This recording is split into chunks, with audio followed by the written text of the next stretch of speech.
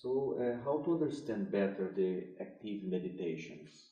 We Uh-huh. have talked about a little bit. Yes. Yeah, I mean, Osho's active meditations were and are a revolution in the world of meditation.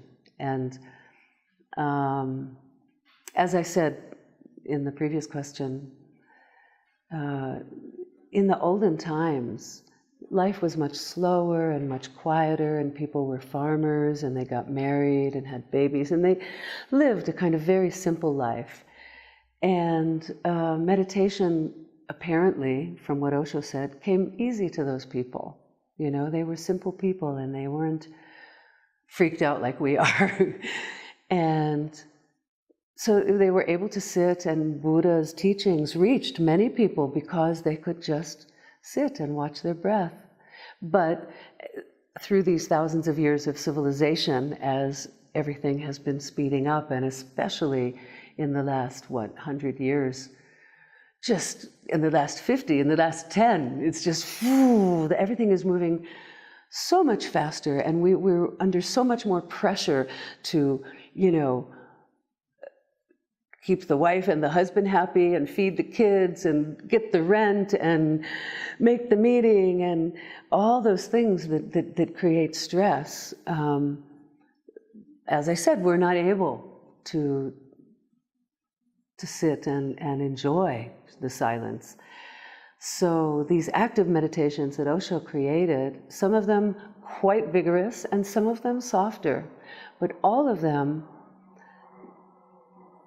using the body in one way or another to participate, first of all, through movement. The dynamic meditation, which involves breathing, deep breathing, and vigorous movement, and a space to throw out old repressions, old conditionings, old luggage that we don't need anymore. Dancing, all kinds of movement things that prepare us for the actual meditation, which in each of his meditations, there's maybe 15 minutes actually of sitting or standing and watching silently and being present to my breath and what's happening inside me and what's going on in my mind, and just being here.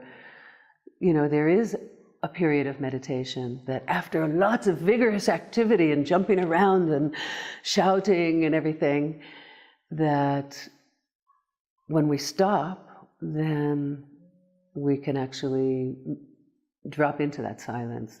So there are some vigorous active meditations that involve running and all kinds of vigorous body movements. And then there are others that work more with looking at a candle, soft movements of the hands, latihan, which is a very subtle energy meditation, humming,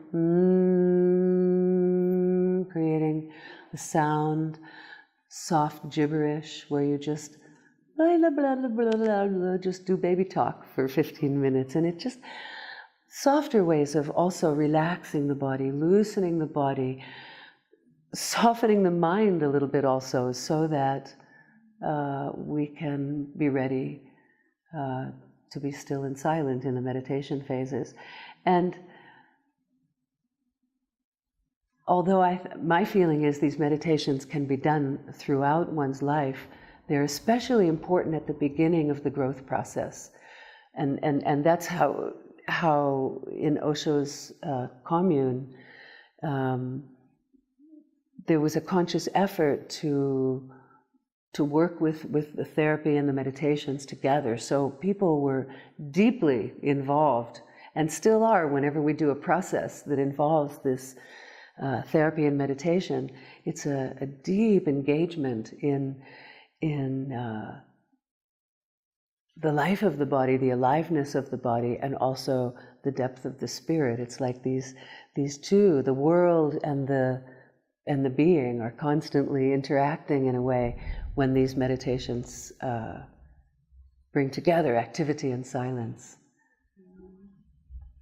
Okay, thank you.